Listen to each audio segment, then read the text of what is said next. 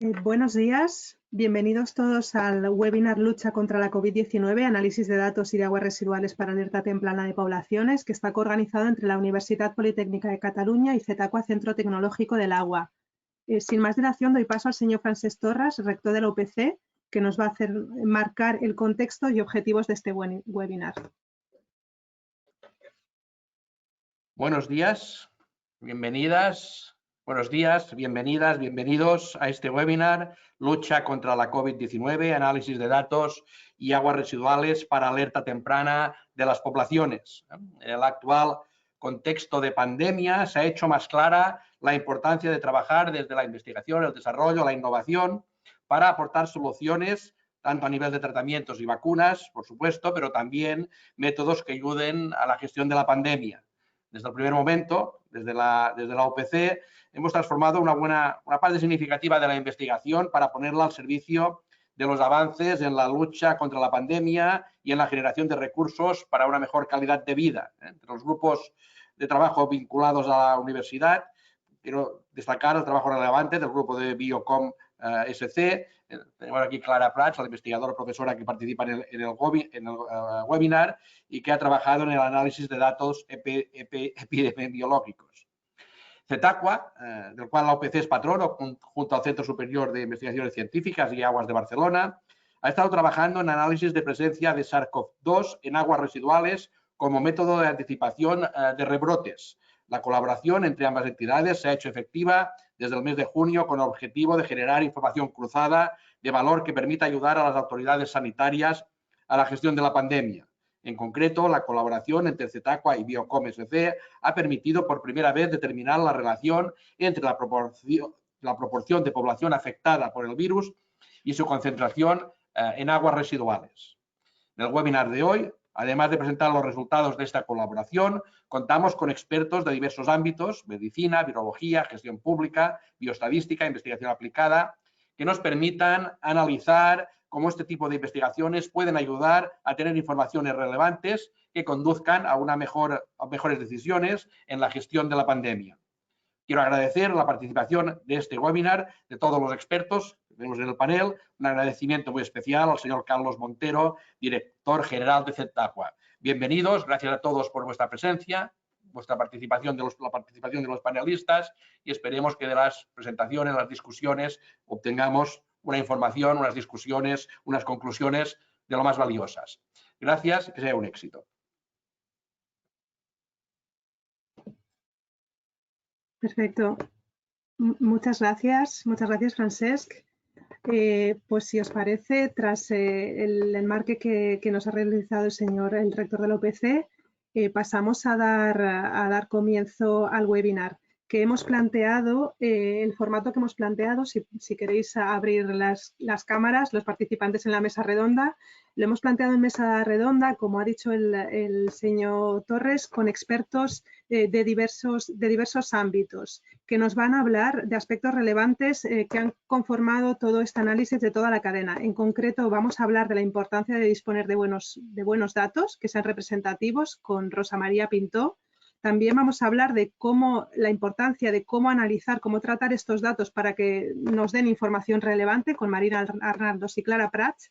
Y también vamos a hablar del uso que se le puede dar a esa información con Antoni Trilla y Francisco Gutiérrez. La idea que hemos planteado es que sea en modo mesa redonda. Ellos nos van a ir contando un poco su experiencia en este ámbito, pero también los participantes tendréis la oportunidad de realizarles preguntas. Hemos guardado un espacio al final del webinar, con lo cual os animo, veréis en el panel de control del GoToWebinar, hay un lugar que pone chat. Por ahí nos podéis compartir vuestras preguntas, que las iremos recogiendo, y al final de la sesión dispondremos de tiempo para que ellos participen, ¿vale? Pues si os parece, bueno, agradeceros a todos la participación. Si os parece, comenzamos con Rosa. Creo que he olvidado presentarme, por cierto. Soy Nayara Sáenz, directora de Comunicación y Transferencia de CETACUA, y tengo el honor de ser la moderadora de este webinar, y me hace mucha ilusión porque las personas que tenemos son muy relevantes en su campo, y creo que va a ser muy interesante todo lo que nos comparten. Pues si os parece, comenzamos. Rosa. Hola, buenos días. Buenos días. A ver, un segundín. Rosa, como hemos visto a lo largo de estos últimos meses, disponer de métodos de análisis fiables y robustos es clave para poder hacer un buen diagnóstico de la situación y que permita con ello establecer las medidas pertinentes. Para ello contamos contigo, que eres catedrática de microbiología en la Universidad de Barcelona y en concreto experta en virus entéricos, que son aquellos que infectan células del aparato digestivo. El SARS-CoV-2 no se encuentra dentro de este tipo de virus, pero en caso de que llegase al tracto gastrointestinal sí que podría replicarse allí. Rosa ha sido líder de diversos proyectos de investigación ligados a enfermedades infecciosas y muchos de ellos ligados al desarrollo precisamente de procedimientos de diagnóstico, y en concreto ha trabajado en todo el ámbito de lo que se llama Wastewater-Based Epidemiology, epidemiología de aguas residuales. El grupo de virus entéricos de la Universidad de Barcelona, que lidera Rosa María y Albert Bosch, ha trabajado desde el inicio de la pandemia en un proyecto de vigilancia centinela del SARS-CoV-2 con el objetivo de detectar el virus en las aguas residuales y facilitar la adopción de medidas inmediatas ante futuras olas de COVID. Rosa, en este sentido, quería comenzar haciéndote una pregunta. Yo he hecho la mención a esta epidemiología basada en aguas residuales. ¿Qué es esto? ¿En qué consiste la epidemiología basada en aguas residuales?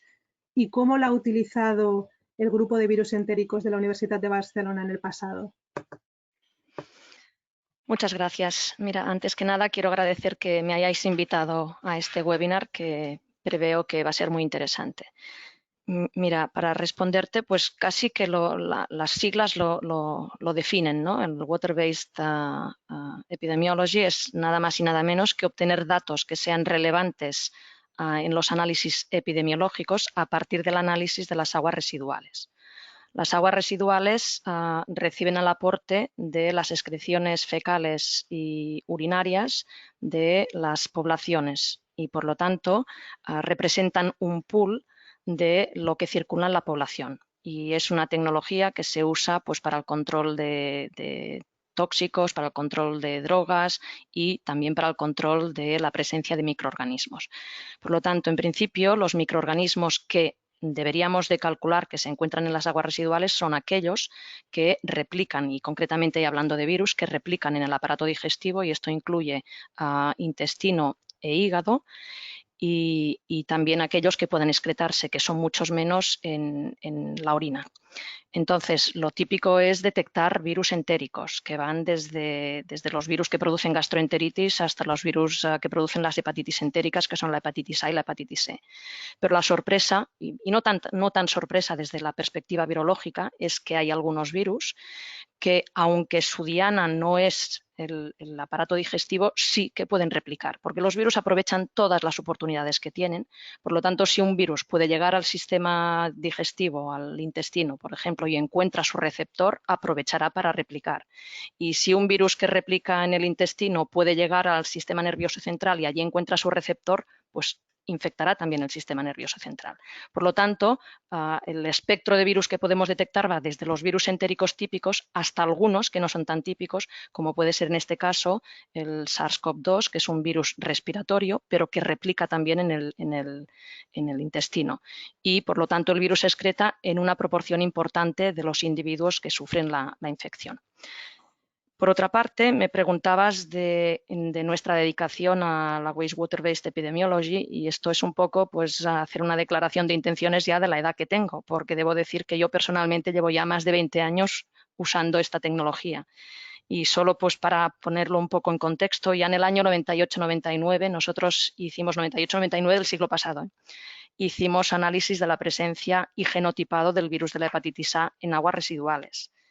En la misma época hicimos estudios de genotipado de rotavirus en aguas residuales, y ello fue muy importante porque los rotavirus son unos virus complejos que tienen un genoma segmentado, al igual que tiene gripe, y que la nomenclatura funciona parecida a la forma de gripe. Entonces hay dos proteínas que utilizamos para clasificarlos, que son la G y la P, y que tenemos más de 47 genotipos P y más de 32 genotipos G, y que puedes tener todas estas combinaciones entre los 47 y los 32, por lo tanto, imaginaros la diversidad.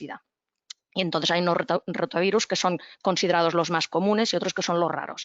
Pues nosotros en el periodo 98-2002 fuimos capaces de detectar en el agua residual de Barcelona un rotavirus que concretamente era el P4G1, que era muy raro y que nos llegaba a Barcelona por la fuerte inmigración del norte de África que teníamos en esos momentos. Por lo tanto, ya se ve un poco la utilidad, algo que no esperábamos que circulara y que clínicamente no se había detectado, lo detectamos ya en las aguas residuales y luego pasó a ser un genotipo común. En el 2007-2009 hicimos el genotipado de norovirus a lo largo de la cuenca del río Llobregat, desde las poblaciones del nacimiento del río hasta la desembocadura del río, pasando por las poblaciones como Manresa, Martorell, Sant Joan d'Espí. Y ya desde más cercano a la actualidad, desde el 2016, tenemos un proyecto en colaboración con el Departamento de Salud de la Generalitat de Cataluña para genotipar los enterovirus que hay en el agua residual, y eso nació a raíz del brote de romboencefalitis que hubo en Barcelona, causada por el enterovirus A71.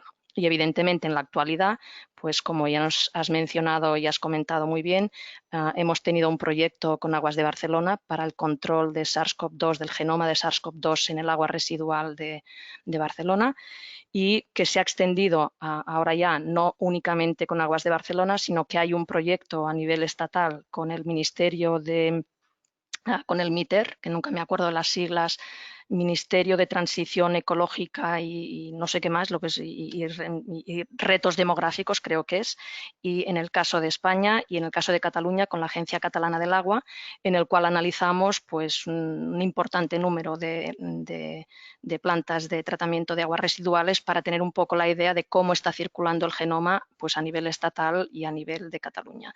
Y os puedo asegurar y tendremos aquí otros ponentes que seguramente pues también lo van a corroborar, que funciona muy bien para poder anticipar los brotes o poder anticipar las olas, y además que sirve muy bien también para ver la efectividad de cómo están funcionando las medidas de confinamiento. Y así, por ejemplo, solo citar que en la primera ola y en el estudio de Barcelona hecho con Aguas de Barcelona pudimos ver perfectamente, bueno, 41 días antes de que hubieran casos clínicos, nosotros ya habíamos detectado el genoma en las aguas residuales, pero además pudimos ver perfectamente la caída y la eficacia de las medidas del confinamiento, y también pudimos observar que a las pocas semanas, muy pocas semanas de la desescalada, diría que a los 15 días, los genomas ya volvían a recuperarse. Por lo tanto, es una herramienta que nos da muchísima información, siempre complementaria a los datos más clásicos que se obtienen en los estudios clásicos de epidemiología. Perfecto. Muchas gracias, Rosa. Y ligado al tema de los métodos analíticos, ¿cuáles son, a tu parecer, a tu conocimiento más bien, los puntos clave y las dificultades que tienen los métodos analíticos? Bueno, los métodos analíticos, y hablando ya concretamente de este tipo de metodología que es aplicarlo a las aguas residuales. En definitiva, lo que estamos usando son las mismas tecnologías que se usan para el diagnóstico clínico, la famosa PCR, que en realidad es una RT-PCR, pero bueno, para la divulgación lo dejamos como PCR. Entonces, las técnicas son lo mismo, lo que pasa es que la matriz es mucho más compleja que la matriz clínica, y además con un problema añadido, y es que a pesar de todo, el número de virus, la concentración de virus que hay en una muestra de agua residual es muy por debajo de lo que hay en una muestra clínica, con lo cual aquí tenemos dos problemas: matriz difícil y concentración más baja. Por lo tanto, lo que debemos de hacer siempre es concentrar esa agua residual, y ahí radica uno de los puntos claves. Tú puedes tener un sistema molecular perfecto, muy sensible, pero si te falla la concentración, poco vas a detectar. Luego hay un segundo paso que siempre es muy crítico, que es la extracción de los ácidos nucleicos. Tú puedes tener una técnica molecular perfecta, pero si no eres capaz de abrir bien la partícula viral y extraer el ácido nucleico, te va a fallar. Y luego viene ya la RT-PCR. Más o menos esto lo tenemos controlado, pero entonces surge un segundo problema, que es el control de calidad. Y en cualquier técnica de diagnóstico, y aquí también por lo tanto es aplicable, necesitamos de tener muy buenos controles positivos y controles negativos. El control positivo es aquel que tú sabes que has añadido algo para tú poder medir de alguna forma el rendimiento de tu técnica. Y aquí significa medir el rendimiento de la concentración, de la extracción y de la RT-PCR. Por lo tanto, debemos de añadir un virus control, que en este caso debe ser un coronavirus o un virus muy parecido a un coronavirus que sea envuelto, porque aquí hay una cosa que quizá en algunos ámbitos hay gente que igual se pierde. No es lo mismo, es decir, las técnicas las teníamos puestas a punto para analizar virus entéricos, que son virus desnudos, y ahora estamos delante de un organismo, de un virus que es envuelto y que por lo tanto es completamente distinto. Ello requiere de usar un control que sea precisamente un virus parecido al que queremos detectar, que es en el caso ideal un coronavirus. Por lo tanto, lo vamos a añadir desde el principio para ver el rendimiento de la concentración, de la extracción y de la detección a una concentración conocida, y así sabemos al final lo que detectamos comparado con lo que hemos puesto, el rendimiento que tenemos. Además, necesitamos también controles de la RT, que es un paso muy crítico, de la extracción y de la RT, que son muy críticos. Por lo tanto, este es el control positivo que nos permite detectar falsos negativos. Y el caso contrario, los controles negativos. Como la PCR es una técnica que ha representado un antes y un después en la biología molecular, porque nos permite que cantidades muy pequeñas de ácido nucleico las convirtamos en cantidades ingentes, el poder de la técnica tiene una contrapartida, y es que si no se trabaja bien se pueden contaminar las muestras. Por lo tanto, necesitamos ese control negativo, que será una muestra que sepamos que es completamente limpia, que la vamos a ir corriendo desde el principio, desde la concentración a la extracción, a la RT, y al final, cuando la analicemos, nos tiene que dar negativa. Si nos da positiva, esto es el control de que hemos hecho algo mal y que hemos tenido una contaminación. Por lo tanto, requerir de estos controles.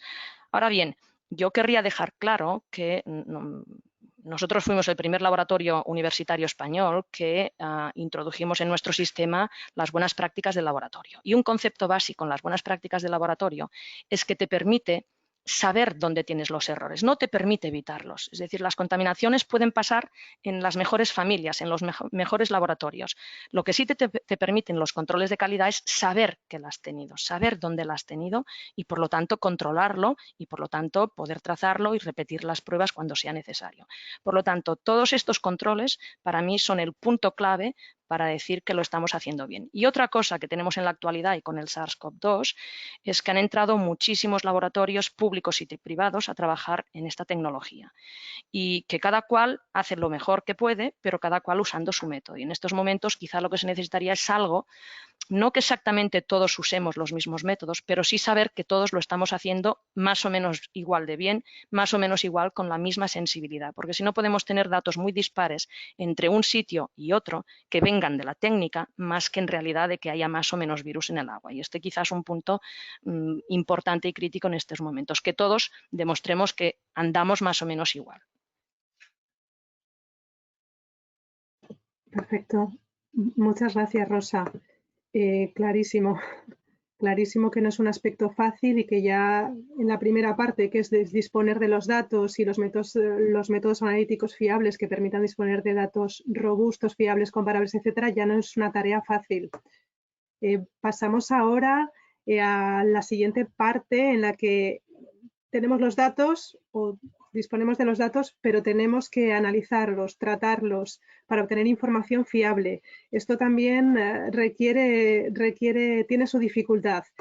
Para hablar de este aspecto vamos a tener a Marina Arnaldos y a Clara Prats. Comenzamos con Marina, contigo Marina.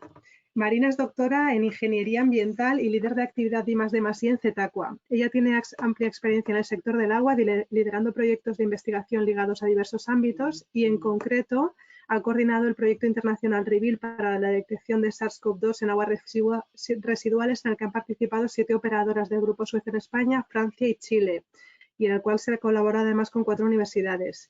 Este proyecto se lanzó en el mes de mayo, al haberse detectado precisamente algo que ha mencionado ya Rosa, que había presencia de material genético en las aguas residuales proveniente de las heces de las personas infectadas y que, según varios expertos a nivel mundial, en aquel momento era una hipótesis, esta presencia en las heces se podía producir varios días antes de que hubiera síntomas, con lo cual podía servir como alerta temprana del estado de incidencia de una población. Marina, la primera pregunta para ti es, ¿cuáles son los mayores retos a los que os habéis enfrentado a la hora de tratar de obtener valor de estos datos de SARS-CoV-2 en aguas residuales? Bueno, pues Nayara, muchas gracias por darme paso. Yo antes de responder a tu pregunta sí que quería decir que siempre oír a Rosa es súper inspirador, tanto a ella como a Albert.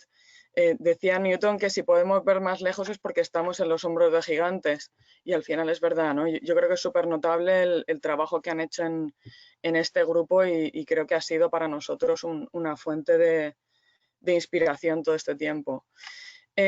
Más allá, si contestar a tu pregunta, los retos que nos traen los datos son variados. Yo voy a destacar dos. Como es el caso en este tipo de proyectos en el que estamos tratando de utilizar un cuerpo de datos para obtener un valor, uno de los principales retos es precisamente ese, ¿no? Tener un cuerpo de datos amplio, tener un cuerpo de datos diverso que podamos trabajar para obtener y extraer esa información. Cuando nosotros empezamos a trabajar desde ZACUA esto con Biocoms en junio, pues teníamos un buen punto de partida, ¿no? Que son los datos que venían de Suez, que son al final pues 650 puntos muestrales de 70 municipios, que bueno, al final recogen información, ese pool, ¿no? Que nos comentaba Rosa, de prácticamente 12,5 millones de personas, lo cual no es menor. Entonces, a partir de aquí sí que querría destacar el hecho de que hay otras iniciativas que están generando datos. Tenemos la iniciativa de Ministerio, el BATAR, tenemos también iniciativas autonómicas, destacar la del ACA que coordina el ICRA, también por cercanía a nosotros, pero también pues otras operadoras como el Canal de Isabel II, Masesa, en fin, otros operadores que también generan datos. Y sí destacar esto, ¿no? La importancia de seguir generando este cuerpo de información, que desde luego desde Suez se hace, y las otras iniciativas también, porque tiene muchísima importancia para que los que estamos trabajando en obtener información, pues la podamos seguir puliendo, trabajando y obteniendo cada vez más valor de la misma.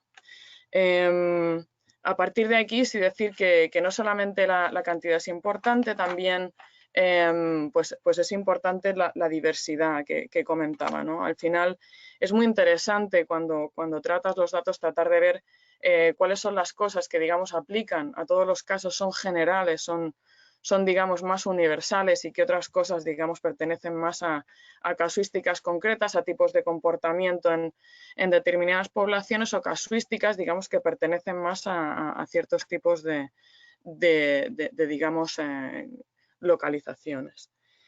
Y a partir de aquí sí que destacar que una vez que tenemos el tema de los datos y ese cuerpo de datos que, como digo, crece cada día, es interesante el acercamiento a los datos, o qué decisiones tomamos para extraer el valor.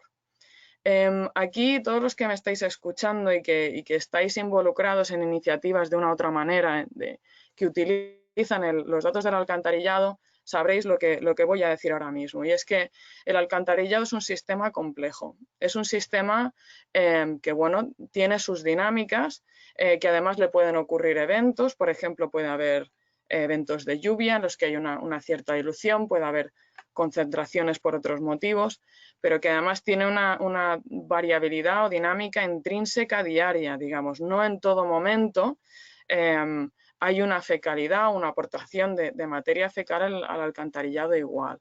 Y por tanto, toda esta variabilidad que nos impone el propio sistema sobre el que estamos trabajando, pues hay que poder caracterizarla, hay que poder controlarla, y hay que poder implementar todas aquellas acciones que nos hagan que la información que extraemos, ese set de datos, sea lo más representativo posible, en definitiva, de cuál es la carga másica de virus que están aportando las personas que tienen una infección, y por tanto un punto de dato que podamos realmente utilizar.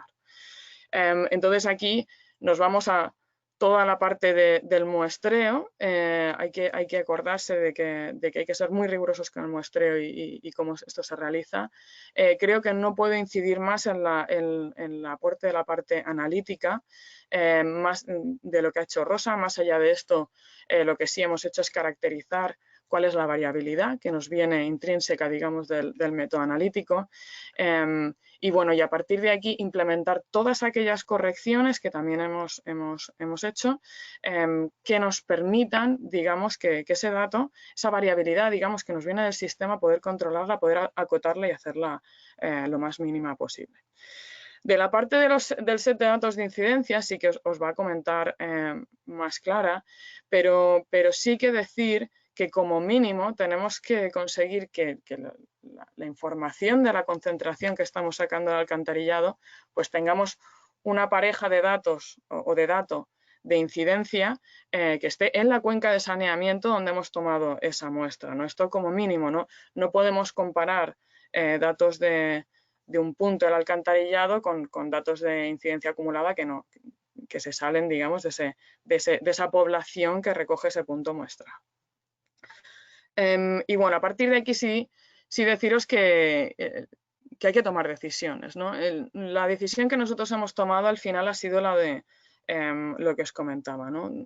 Tenemos este set de datos de concentraciones en alcantarillado, tenemos el set de datos de incidencias que digamos trae ZACUA y Biocoms respectivamente, y nosotros lo que hemos hecho es tratar de trabajar cómo funcionan esas correlaciones, cómo relacionamos, es decir, cómo podemos utilizar estos dos sets de datos en conjunto para generar información. Estamos viendo otros acercamientos en la literatura y en concreto destacar el acercamiento más de tipo balance de masas, ¿no? En el que tú tienes un punto de concentración en el alcantarillado, a partir de aquí tratas de deducir cuál es la pérdida másica a través del alcantarillado, o por lo menos deberías de hacerlo, cuál es la pérdida másica en el alcantarillado, cuál es la concentración media que una persona pudiera excretar o cuál es la concentración de virus por gramo de heces, a partir de aquí cuál es la concentración de heces que un infectado genera, cuál es la dinámica de excreción y entonces cuál es la masa que en cada punto de infección puedo encontrar.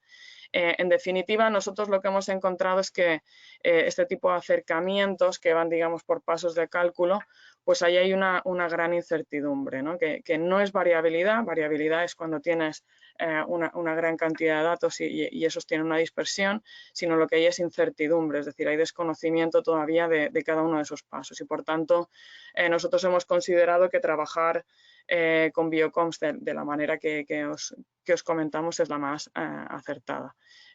Bueno, si no, no la estaríamos haciendo. Pero sí destacar que bueno, cada acercamiento tiene su valor. Evidentemente los métodos finalmente convergen y por tanto todo aporta un valor. Entonces, bueno, en definitiva, Nayara, como te comentaba, la importancia del set de datos y de seguir trabajando en generar esta información, que creo que sí que es un mensaje que me gustaría lanzar. Y luego, en segundo lugar, tomar decisiones y en el tratamiento de los datos y ir de manera rigurosa, paso a paso, eliminando todas las variabilidades. Perfecto, muchas gracias, Marina. ¿Nos compartes algunos datos de lo que se ha logrado hasta el momento? Sí. ¿Qué pasó? Sí. Pues ahora sí comentaros un poco cuáles son las cosas que hemos estado realizando. Una de las primeras cosas que nosotros empezamos a trabajar ya en junio con el equipo de Clara es precisamente conseguir la información a partir de una concentración en el alcantarillado en planta, pues conocer en esa cuenca de saneamiento cuál es la población que está infectada. Y en este sentido sí destacar la importancia de estos resultados, ¿no? Al final pensamos siempre, ¿no? en el valor de la concentración en el alcantarillado con esa anticipación, ¿no? que nos comentaba Rosa, pero el tema de conseguir a través del alcantarillado ya ese resultado, o sea, conseguir entender qué incidencia representa esto, es súper relevante porque al final los datos en el alcantarillado, mientras mantengas los métodos igual, te sirve para comparar entre tiempos, entre comunidades, entre países, en fin. No está sometido a los criterios o los cambios de criterios o a las diferencias en los criterios que pueda existir en los datos de incidencia. Entonces, aquí sí que un poco lanzar este mensaje, ¿no? de que estos resultados, por su relevancia, pues comentamos por aquí. Una de las primeras cosas que teníamos que hacer era entender cuál era el tiempo que teníamos que utilizar para la incidencia acumulada, que normalmente lo que se reportan son esos 14 días, porque son, digamos, los relevantes a la presencia del virus en vía nasofaríngea, pero que esto no tiene por qué ser el caso en excreción. Entonces, uno de los primeros resultados que obtuvimos es ver un poco cuál era ese periodo que era relevante para el caso de las heces. Y lo que vimos es que una incidencia acumulada de 35 días era la que mejor correlacionaba con el pool de datos. Y esto, bueno, pues es muy interesante, ¿no? Yo creo. Luego hemos ido a la literatura y es satisfactorio ver que efectivamente esto tiene sentido desde el punto de vista clínico, que esto es efectivamente lo que se está observando. Y aquí sí decir que... No, sí, quédate ahí, Nayara. La anterior. Eso. Y aquí sí decir que bueno, que es interesante ver cómo con un acercamiento de datos podemos ver una cosa que es clínica, ¿no?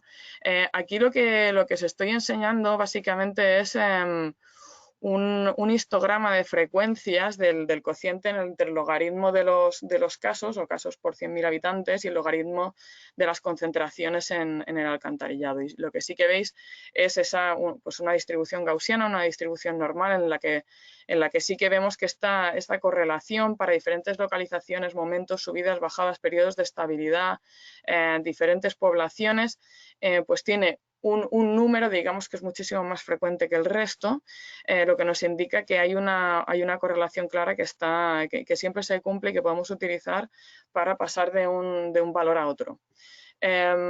Sí decir pues, que esta distribución, ¿no?, que vemos, pues lo que estamos trabajando ahora es en hacerla cada vez más estrecha, ¿no? Esta campana, digamos, normal, que se dice normal porque casi todos los fenómenos en la naturaleza pues, son así, sí que es importante que consigamos seguir haciendo esas acciones que lo que hagan es, digamos, la curva hacerla más estrecha y por tanto ganar en precisión. Si vamos a la siguiente, otro de los temas que hemos trabajado es el de los tiempos que nos podemos anticipar. Y aquí sí que vamos al tema de las anticipaciones. Lo que podemos ver aquí, por ejemplo, es simplemente para hacerlo muy visual, lo que vemos es en negro las incidencias acumuladas y cómo veníamos un poco del verano con esa bajada en las incidencias, pero cómo de repente en la edad de besos pues empezamos a ver una subida en las concentraciones de virus que veíamos en la entrada de la depuradora. ¿Qué es lo que vimos después? Que eso, un tiempo después, pues, se convertía en una subida de incidencia. ¿Qué es lo que hemos hecho para entender cuáles son los delays que podemos esperar en diferentes sitios? Es decir, cuando yo empiezo a ver una subida, ¿qué es lo que me puedo esperar después en los casos? El acercamiento que hemos hecho ha sido el de decir, ok, pues ¿cuánto tendría yo que trasladar en el tiempo esta curva amarilla para que fuera lo más parecida o correlacionara lo máximo con esta de casos? Y así, si te vas a la siguiente, Nayara, lo que vemos es que estos puntos, estos son como los delays que nos generan unas correlaciones máximas entre esas curvas en diferentes localizaciones. Y si bien, bueno, tenemos un poco cierta dispersión en algunos casos, pero sí que ver un poco, ¿no?, esta concentración que sucede entre 5 y 10 días. Por tanto, para muchos de los casos lo que vamos a ver es que conseguimos ese tipo de adelantos. A partir de aquí yo creo que hay toda una serie de acciones que tenemos más en marcha, pero esto las comentará sobre todo Clara. Y nada, agradecer el rato para explicar estos resultados. Perfecto, muchas gracias, Marina. Bueno, Marina nos ha explicado una parte de los resultados del trabajo que se ha hecho entre Zetacua y el grupo de Clara Prats de Biología Computacional y Sistemas Complejos de la UPC, pero nos ha explicado una parte. Con Clara también queríamos hablar no solo del trabajo que está haciendo con Zetacua, sino la importancia de los datos más allá de las aguas residuales o previo a las aguas residuales para entender bien el nivel de incidencia, etcétera. Todo este trabajo que habéis realizado, Clara, y también completar un poco la parte de Marina. En ese sentido, Clara es doctora en biofísica y dirige el grupo que acabo de mencionar, de la UPC. El grupo Biocom-SC tiene años de experiencia trabajando en el desarrollo de modelos computacionales de enfermedades infecciosas y desde el inicio de esta pandemia habéis estado trabajando con los datos disponibles, entre otros desarrollando modelos sobre la evolución de la pandemia y también de predicción de riesgo de rebrote. Clara colabora directamente con el Gobierno de Cataluña y en concreto con Salud Pública, aportándoles esta información de manera que ayude a definir medidas de gestión basadas en la evidencia científica. Y desde hace unos meses colabora con Cetaqua, como hemos comentado, con el objetivo de cruzar estos datos de incidencia con el tema de aguas residuales. Clara, bueno, a lo largo de estos últimos meses hemos visto la importancia, igual que de obtener buenos datos, de hacer un buen tratamiento de los datos de incidencia para entender bien lo que estaba pasando y no ha sido simple. Vosotros habéis estado trabajándolo y no solo habéis logrado lograr los resultados, sino también información relevante, sino también habéis sido capaces de transmitirla de forma comprensible y que sea útil. La primera pregunta que te queríamos hacer es, ¿en qué consiste exactamente el trabajo que realizáis vosotros en Biocom-SC? ¿Cómo ha ayudado a controlar la pandemia? Muchas gracias, Nayara. En primer lugar, gracias por invitarnos primero a esa colaboración con Cetaqua, que la verdad es que está siendo muy interesante de llevar a cabo. No habíamos trabajado nunca con datos de aguas residuales y este acercamiento, pues la verdad es que está resultando muy interesante. Gracias por organizar este webinar también. Me ha encantado escuchar a Rosa sobre la parte esta más analítica, que realmente me queda muy lejos, pero que es imprescindible para comprender bien los datos que nos vienen de las aguas residuales, ¿no? Nosotros tenemos conocimiento de cómo se logran un poco los datos epidemiológicos o cuál es la letra pequeña que hay detrás, y es importantísimo conocer también, ¿no?, lo que hay detrás del otro set de datos que estamos utilizando con Marina. Marina ya sí que nos conocemos bastante a estas alturas y hemos trabajado mucho juntas. Entonces, bueno, nada, primero responder un poco a eso, a cuál es el trabajo que realizamos desde el grupo de Biocom-SC de la UPC. La verdad es que saltamos un poco de la modelización de enfermedades infecciosas que llevábamos haciendo durante muchísimos años, pues saltamos de forma bastante natural a estudiar la COVID en el momento en que, sobre todo en que apareció a China y luego nos llegó a Europa, ¿no? Entonces, estos meses nos hemos centrado sobre todo en dos líneas que son un poco inseparables la una de la otra. Una es en el análisis de datos epidemiológicos, la otra sería en predicciones, ¿no?, en modelización y predicciones de tendencias a futuro, un poco análisis de presente y pasado y predicción a futuro, ¿no?, un poco las dos líneas. En el análisis de datos nos hemos centrado sobre todo en intentar desarrollar indicadores y herramientas que fueran pues simples, rápidos de calcular, que fuesen rápidamente extrapolables a otros.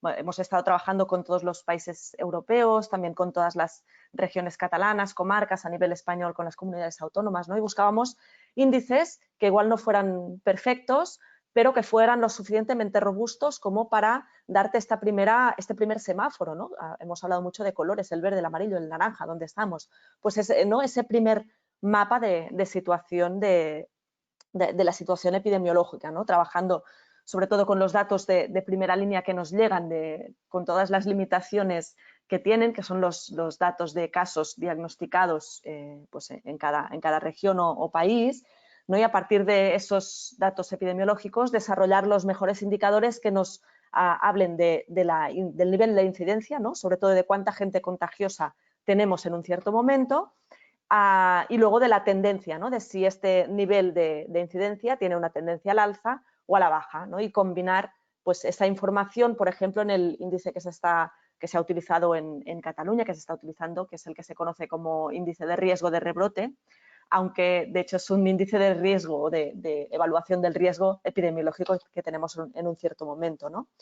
Entonces hemos estado trabajando mucho estos índices, las herramientas como el diagrama de riesgo para visualizar de forma muy rápida cuál ha sido la evolución y la situación de una región, el conocer un poco la letra pequeña de todos esos datos, incorporar progresivamente pues correcciones viendo qué problemas tenían, pues cómo podíamos intentar corregir un poco estos problemas inherentes. Y luego trabajando también pues, todos los otros datos imprescindibles para categorizar una situación o para catalogarla de situación de alto riesgo, bajo riesgo, riesgo medio, como son pues, las hospitalizaciones, la ocupación de las UCIs, la positividad, la incidencia por edades, por ejemplo, que la hemos estado utilizando mucho últimamente para entender un poquito mejor la dinámica de la epidemia, etcétera. Es decir, este ha sido uno de los grandes ámbitos de trabajo de nuestro grupo y, como comentabas, Nayara, en tu presentación, pues intentar transformarlo también en algo que fuera comprensible, ¿no? En el bien entendido que al final una epidemia se mantiene porque hay contagios entre personas, ¿no? El contagio se da de una persona a la otra, por lo tanto, las personas, la sociedad en general, somos el motor de esa epidemia, ¿no? Somos parte del problema y somos parte de la solución y, por lo tanto, el traducir una serie de números, de índices en algo comprensible para, de un lado, los que tienen que tomar las decisiones, ¿no? Que es muy importante que las basen en conocimiento científico y que entiendan bien lo que significa, pero también en algo comprensible para la sociedad que al final está sufriendo pues, esas medidas de control, que se les pide unos esfuerzos y todo ese framework, me sale ahora en inglés, ¿no? Todo ese contexto. Entonces, ¿cómo ha ayudado a controlar la pandemia? El hecho es que hasta que no tengamos esa vacuna efectiva o esos medicamentos efectivos, ¿no? Que nos permitan pues, prevenir los contagios o prevenir un empeoramiento de las personas que enferman, la única herramienta que tenemos son esas herramientas de control a nivel poblacional, ¿no? de intentar pues, cortar las cadenas de contagio. Cuando estábamos a una incidencia baja, pues mediante el test and trace, ¿no? el estudio de contactos, diagnosticar y buscar los contactos, aislarlos, cuarentenas, ¿no? Para ir cortando una a una las cadenas de contagio. Esta es la herramienta básica que tenemos, ¿no? Cuando la epidemia empieza a subir, los casos empiezan a subir, la herramienta que tenemos es cortar unas cadenas que no vemos mediante intervenciones, mediante medidas que disminuyan las interacciones entre personas, ¿no? Si yo no permito que dos personas interaccionen, el contagio no se va a producir, ¿no? Entonces, todo ese conjunto de acciones, de decisiones, todo eso tiene que estar basado en un muy buen conocimiento de cuál es la situación, ¿no? Es decir, mi nivel de riesgo, ¿cuál es? ¿Es bajo? ¿Es medio y tengo que empezar a tomar medidas? ¿Es muy alto y tienen que ser medidas drásticas? ¿Estamos bajando? ¿Podemos relajar las medidas? ¿No podemos relajar las medidas? Entonces, para tomar esas decisiones es muy importante tener un conocimiento cuantitativo, ¿no? Que formará parte de una ecuación que luego es mucho más complicada e incluye muchísimos otros factores, que no son solo los datos epidemiológicos, ¿no? Pero que deben formar parte de esa mesa de decisión. La otra línea en la que hemos trabajado ha sido esas predicciones, ¿no? a corto plazo y también de ensayo de escenarios a medio plazo. Ese análisis de tendencias, de hacia dónde vamos, también forma parte de esa ecuación, ¿no? Está basada en el análisis de datos, en esos modelos y ayuda también pues, a tomar ciertas decisiones en un momento, ¿no? Si ahora tomamos medidas más laxas, ¿hacia dónde iremos? Si tomamos medidas más duras, ¿hacia dónde iremos? ¿no? Y entonces eso se pone encima de la mesa y se valora a ver cuál es la decisión, ¿no? Y en todo este contexto también, entre las dos olas, ¿no? Que es cuando igual hemos colaborado más en el tema de gestión, ¿no? con estas análisis y predicciones, pues entre las dos olas nuestro trabajo estuvo muy focalizado también en la detección de rebrotes, ¿no? Y intentamos pues esos índices que teníamos que funcionaban muy bien, ver cuáles eran más adecuados para detectar rápidamente un crecimiento en una zona en concreto, ¿no? Para poder detectar el incendio, ir a apagarlo, detectar el incendio, ir a apagarlo, ¿no? Entonces, eso es lo que un poco nos lleva a interesarnos por el proyecto de Cetaqua, ¿no? De utilizar también como indicador temprano el análisis en aguas residuales, ¿no? Y ahí es un poco la vía de conexión que luego yo creo que ha ido mucho más allá, pero este sería un poco el trabajo que hemos venido haciendo estos meses. Perfecto. Muchas gracias, Clara. La verdad es que clarísimo. Yo creo que habéis hecho un trabajo increíble y, como tú decías, no solo es tener los datos, sino ser capaz de transmitirlos de forma comprensible, que es muy relevante. En cuanto a la colaboración con ZQA que mencionabas, Marina ha explicado un poco lo que habéis logrado hasta ahora, pero ¿cuáles son los próximos pasos? ¿Qué es lo siguiente que está previsto para lograr obtener valor de estas aguas residuales, de los datos de aguas residuales? Marina explicaba muy bien el enfoque por el que hemos optado, ¿no? Que es en vez de analizar qué pasa con una persona que excreta, ¿no? Eso va a las aguas y ir como de abajo hasta arriba, sería una aproximación bottom-up, ¿no? De abajo arriba. Hemos optado por toda la casuística que ha comentado Marina, pues por un enfoque top-down, de arriba abajo, ¿no? Empezamos a ver el global y poco a poco a ver si vamos pudiendo obtener una información un poco de grano más fino. Entonces, yo creo que la primera línea que tenemos ahora abierta, ¿no? de trabajo a partir de esos resultados, que en el fondo son resultados muy interesantes, pero preliminares, porque vienen de este primer análisis global, ¿no? Donde cogemos datos de muchas EDARs diferentes y vemos, pues buscamos estos factores, estos delays, etcétera, para tener unos primeros órdenes de magnitud, ¿no? Es decir, la relación entre lo que encuentro en el agua y la incidencia está alrededor de 0,5, de 5, de 50 o de 500, ¿no? Es decir, es un poco acotar cuál es, ¿no? O el delay, la anticipación de la concentración en aguas respecto a los datos. Estamos hablando de un par de días, de un par de semanas o de un mes, ¿no? Para entendernos. Entonces, ha sido un primer acercamiento de forma global con todos los datos para sacar esos primeros órdenes de magnitud, ver cualitativamente cómo se relacionan los datos y empezar a sacar esos datos cuantitativos, ¿no? Por ahí, en este acercamiento a gran escala, desde arriba, empezamos a ver ya disparidad entre, ¿no? Que hay algunas, ¿no? Hablaba Marina de esa campana que queremos estrecharla un poquito. Vemos ya, pues, sitios que se acercan un poco de esa norma, ¿no? De ese comportamiento promedio de la mayoría de EDARs. Yo creo que aquí es una línea donde hemos empezado ya a trabajar para intentar, si se puede, comprender, ¿no? Entender por qué hay unas EDARs que se comportan más o menos igual y hay otros sites que me quedan fuera de esa norma, ¿no? Entraré un poco en el análisis de caso por caso, que va un poco más allá del simple análisis de los dos sets de datos que comentaba Marina, ¿no? De concentración de virus, de material genético en las aguas residuales y análisis de incidencia. ¿Qué diferencias puede haber entre sites distintos? Pues, por ejemplo, por poner un ejemplo, ¿no? Yo vivo en Corbera. Si yo un día enfermo, mi caso se va a asignar a Corbera, ¿no? Y ahora estoy teletrabajando y, por lo tanto, mis residuos irían a parar a las aguas de Corbera. Pero si no fuera el caso y yo pasara todo el día en la universidad, que está en Castelldefels, pues igual, aunque mi caso se asigna en Corbera, yo, pues parte de mis restos de material del virus irían a parar a las aguas de Castelldefels y no a las de Corbera, ¿no? Entonces, ese efecto puede ser muy exagerado en algunos sitios, por ejemplo, en poblaciones que son claramente residenciales o en poblaciones que son claramente, pues, industriales, o que hay mucha actividad de restauración, o que hay, ¿no? Es decir, ver un poco el entorno de esos sites, si tienen características que los hagan un poco diferentes, ¿no? O a ver qué pasó en agosto, ¿no? En agosto, pues mucha gente se fue de vacaciones y su caso probablemente se asignó en origen, si fue así, ¿no? Entonces, ver si los puntos que se alejan se pueden explicar de alguna forma, ¿no? Con otras variables que no son esos dos sets de datos.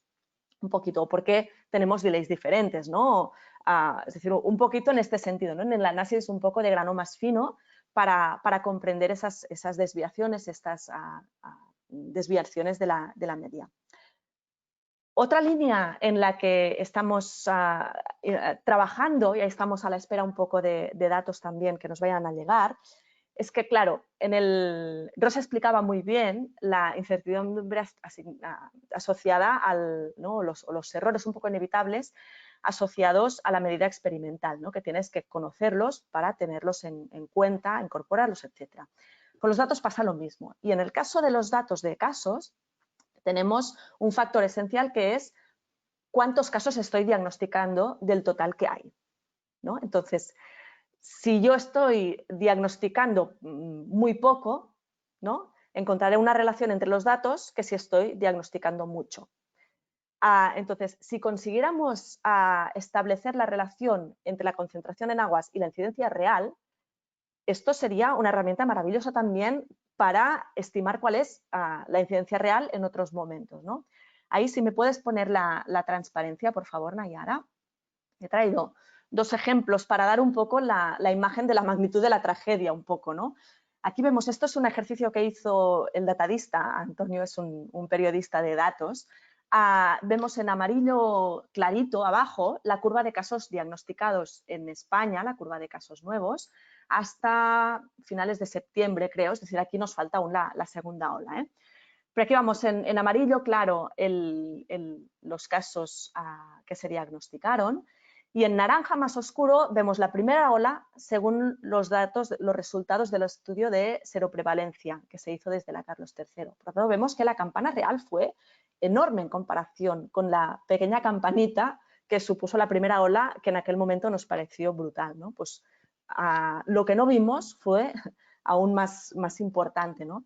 Y vemos que, por ejemplo, pues en agosto, septiembre, nuestro nivel de diagnóstico parecía mucho mejor, ¿no? Aquí hay algunas hipótesis diferentes según datos que proporciona el Ministerio del mes de agosto, septiembre, julio, donde vemos que realmente lo que estábamos midiendo respecto al total pues ya no era tan diferente, ¿no? Y que esas primeras noticias de se ha superado el número de casos de la primera ola, había que ponerlas en contexto. Se había superado el número de casos diagnosticados respecto a la primera ola, pero no el número de casos reales, ¿no? Si me pones la otra, por favor, Nayara, aquí hemos hecho un ejercicio parecido, esos son datos de Cataluña y no miréis los números, por favor, porque son, es decir, es una primera aproximación muy grosera, ¿no? Muy burda, ¿no? Es decir, no estamos diciendo que sea exactamente eso, pero sí que son algunos primeros análisis que hemos hecho para ver un poco este efecto en Cataluña, jugando con los datos de positividad que tenemos, ¿no? De porcentaje de casos positivos respecto a los diagnosticados. Ahí observamos también la diferencia en las dos curvas de la primera ola. Vemos pues, que durante agosto-septiembre el nivel de diagnóstico fue bastante alto, ¿no? Serían los naranjas respecto a los azules, pero que en esa segunda ola también hemos perdido parte de los casos. Entonces, vamos a intentar cuantificar, esa campana aún no está validada, es decir, esos resultados no son aún los que nos pueden ir pues, a 2.000 casos arriba, 2.000 abajo, ¿eh? La incertidumbre, mejor dicho, es alta aún. Pero sí que da una primera idea, ¿no? De que en el momento de crecimiento perdemos capacidad diagnóstica y, por lo tanto, si intentamos comparar datos que pertenecen a un periodo donde estamos diagnosticando muy bien o a un periodo donde no podemos diagnosticar tan bien, pues eso hay que tenerlo en cuenta, ¿no? Y ahí estamos a la espera también que se publique el último estudio de seroprevalencia de la Carlos III, que tendría que estar a punto de llegar, si no lo tengo mal entendido, ¿no? Que se tenía que hacer en noviembre y veremos un poco dónde nos quedamos. Y la última, si la quieres quitar, Nayara, la última línea, ¿no? que tenemos pendiente es, ahora hemos estado trabajando sobre todo en datos de Cataluña porque tenemos acceso mediante datos abiertos, ¿no? Marina explicaba la importancia de relacionar los datos de un site con los datos epidemiológicos de la zona de influencia, ¿no? Y no compararlos con el todo. Entonces, esa información de los datos a nivel local en Cataluña la tenemos, pero en otros sitios, por ejemplo, de España, tenemos los datos de aguas, pero no tenemos los datos asociados de incidencia. Por lo tanto, estamos trabajando también para obtener datos de otras regiones a este nivel de detalle que necesitamos para hacer el análisis. Muchísimas gracias, Clara. Yo creo que ha quedado clarísimo toda esta dificultad y el trabajo que hacéis de toda la parte de análisis de datos. Me ha encantado el gráfico que es muy gráfico, valga la redundancia, de mostrar efectivamente las curvas que hubo entre marzo y las actuales, entre casos reales y diagnosticados, que yo creo que muestran muy bien efectivamente esta necesidad de, están los datos y hay que analizarlos. Y en este análisis el trabajo que hacéis es súper relevante. Muchísimas gracias, ¿eh? Muchísimas gracias a las dos. Hemos hablado de la obtención del dato, del análisis del dato. Me ha encantado vuestra explicación. Muchísimas gracias. pero luego con estos datos hay que hacer algo o se supone que sirven para algo. En ese sentido, contamos ahora con 2 personas que nos van a hablar de esta parte de, y una vez tenemos los datos, ¿qué hacemos con ellos? Y vamos a comenzar con el señor Trilla, Antoni Trilla. Sí, perfecto. El doctor Trilla es jefe del Servicio de Medicina Preventiva y Epidemiología del Hospital Clínic y decano de la Facultad de Medicina y Ciencias de la Salud de la Universidad de Barcelona. Él, además de ser experto en enfermedades infecciosas, es presidente del Comité Científico Asesor de Infecciones Emergentes de Cataluña y también forma parte del Consejo Científico Asesor COVID-19 del Ministerio de Sanidad de España. Él es consultor de la Organización Mundial de la Salud y del Centro Europeo para el Control de Enfermedades. Bueno, ya vemos su amplia experiencia en el ámbito médico, pero además él ha vivido, lógicamente, en primera persona la situación de emergencia sanitaria que se ha vivido en el Hospital Clínic de Barcelona, hospital público de referencia en España. Este hecho le ha proporcionado una amplia experiencia sobre la evolución de la pandemia y su gestión clínica y epidemiológica. Muchas gracias, señor Trilla, por estar con nosotros. La primera pregunta que le quería hacer es, ¿cuál es el papel, el uso que hacéis de los datos de incidencia en el ámbito sanitario actualmente? Bien, buenos días. La verdad es que es un placer escuchar a todas mis compañeras que me han precedido y, si me permitís, una mínima referencia personal. Estoy especialmente orgulloso de, en un momento determinado, haber podido asistir al inicio de la colaboración esta que, con toda seguridad, es muy provechosa entre las diferentes instituciones que están aquí presentes. Por lo tanto, para mí es un orgullo haber podido participar de forma marginal, pero en la génesis de este proyecto y de otros proyectos que sin duda continuarán.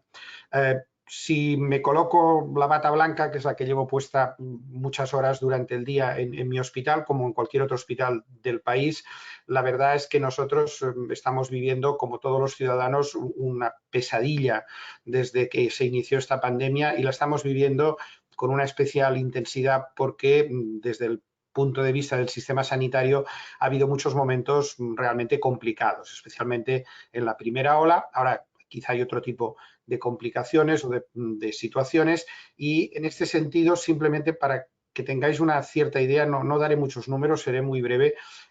Mi hospital es un hospital de tamaño intermedio, tiene unas entre 700 y 750 camas, digamos, en funcionamiento ordinario. Desde el inicio de la pandemia, nosotros en el Hospital Clínico hemos ingresado a 3.400 pacientes con COVID. De estos, 270 han fallecido, es decir, que tenemos una tasa de letalidad, combinando las dos olas, de aproximadamente entre el 7 y el 8%. Hoy, cada mañana, se reúne el comité de crisis y analizamos la situación y intentamos hacer previsiones con los datos que ha comentado muy bien la doctora Prats y que ahora pondré un poco en contexto de cómo se utilizan en el día a día del sistema sanitario. Hoy tenemos 83 pacientes ingresados en el hospital con COVID. Ayer se atendieron 11 pacientes con COVID en urgencias, de los cuales 4 quedaron ingresados, y esto supone para nosotros que tenemos una ocupación de las camas de hospitalización convencional de aproximadamente un 12% de las camas ocupadas por esta enfermedad, por COVID-19, por pacientes con esta enfermedad, y en las unidades de cuidados intensivos la cosa está bastante más apretada.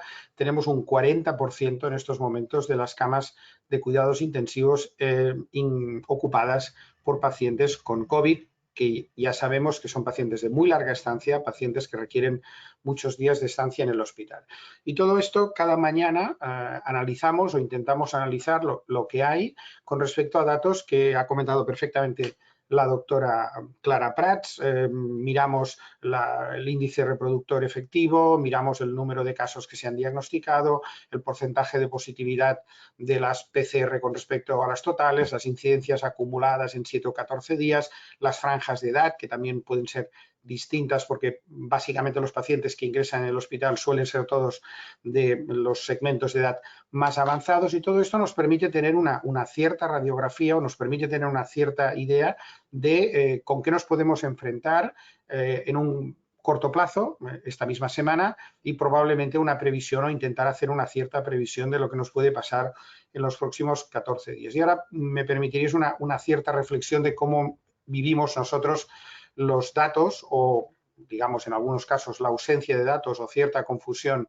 con los datos desde el inicio de la pandemia. Los epidemiólogos, esta palabra que para los epidemiólogos es fácil de decir, pero para que muchas personas resulta complicada, yo no la veo tan difícil, pero claro, a veces es epi, se hacen un poco lío, ¿no? Pues epidemiólogos, ¿no? Nos dedicamos fundamentalmente a varias áreas del conocimiento en epidemiología, en mi caso son las enfermedades infecciosas, pero hay epidemiólogos, lógicamente, de muchas otras áreas, ¿no?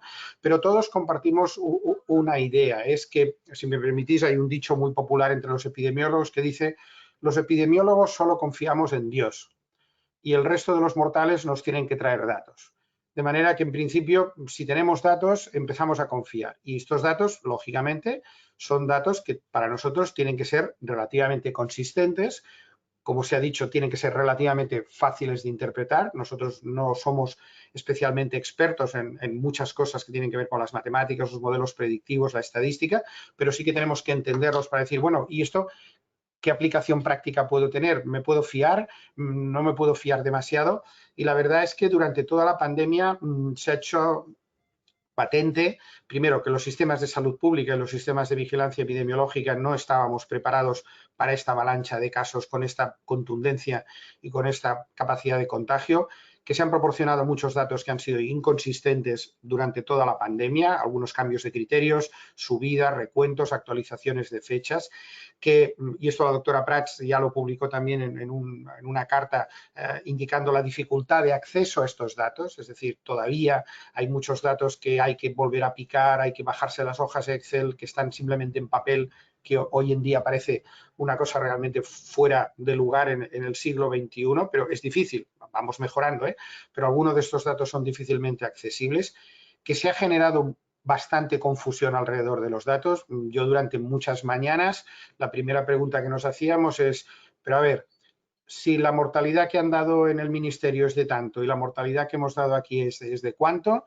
¿cómo es posible que hayan estas diferencias? A veces no lo acabamos de entender, eran diferencias de criterio, eran retrasos en la notificación, es decir, no ha contribuido para nada a una claridad, que evidentemente siempre será imperfecta, pero una claridad para la población, para la ciudadanía. Por una parte, hay cierta confusión de los datos y esto genera inquietud. Y después tenemos el otro lado, el exceso de información.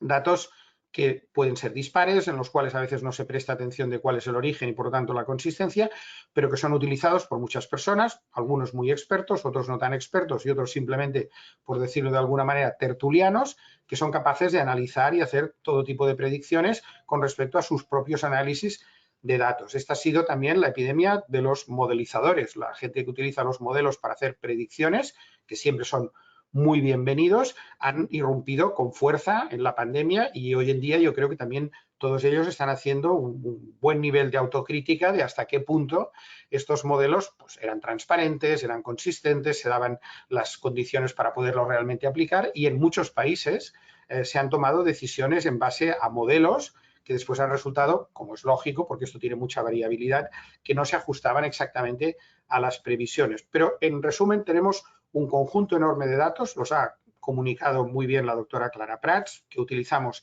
día a día y al final a nosotros desde el punto de vista del sistema sanitario lo que nos interesan son datos que son mucho más duros, o sea, más difíciles, digamos, de interpretar, que es cuántos pacientes tenemos ingresados en el hospital, esto hay pocas dudas al respecto, y cuántos pacientes tenemos ingresados en las unidades de cuidados intensivos. Y en estos momentos, en este punto de la epidemia, este dato es especialmente relevante porque durante la primera ola de la pandemia llegó un momento que era literalmente quedaros todos en casa y que el sistema sanitario intente salvar las máximas vidas que pueda.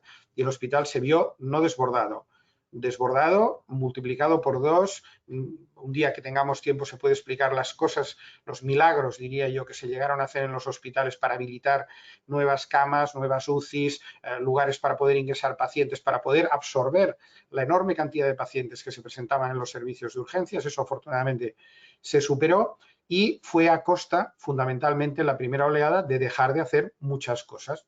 Evidentemente no lo más grave ni lo que es realmente urgente, pero mucha actividad electiva y con cierta urgencia en algunos casos se tuvo que posponer. Ahora no es la situación. El hospital está trabajando hasta donde puede, como todos, dentro de la máxima normalidad, es decir, se atiende a todo lo que normalmente se atiende en un hospital, que ya normalmente está lleno y al cual hay que detraer hoy un 10% de las camas y un 40% de las camas de intensivos que están dedicadas a una única enfermedad. Por lo tanto, a nosotros lo que más nos interesa es que estos datos nos permitan tomar decisiones en el día a día. La decisión de esta mañana ha sido: cerramos una sala COVID y abrimos una sala no COVID. ¿Qué nos espera después del puente? Tendremos más ingresos de COVID y, por lo tanto, tendremos que revertir esta decisión. ¿La podemos tomar hoy o la podemos posponer a la semana próxima? Y para ello, entendiendo que hay un grado enorme de incertidumbre en muchos de los datos que rodean a esta epidemia y que se han puesto claramente de manifiesto en las intervenciones precedentes, intentamos dentro de lo posible tener la información que más nos puede ayudar a la toma de decisiones diarias en el día a día. Otra cosa, que es un nivel que a los ciudadanos les interesa muchísimo más, es las decisiones en temas de salud pública. ¿Abrimos o cerramos? ¿Nos dejan en casa o nos permiten salir fuera del perímetro de nuestra población? ¿Nos dejan ir de puente o nos cambian las horas del toque de queda? Todo esto depende de algunos de estos datos y, evidentemente, al final estos datos ayudan a tomar las decisiones que siempre se toman en las condiciones de incertidumbre que tenemos en este momento. Y simplemente, a título anecdótico, yo creo que gran parte de los ciudadanos han empezado a entender y oír lo que es esto del número reproductor básico, la incidencia acumulada, el índice de riesgo, que es uno de los grandes descubrimientos del grupo de Clara Prats para hacer comprensible a la población si vamos bien o vamos mal.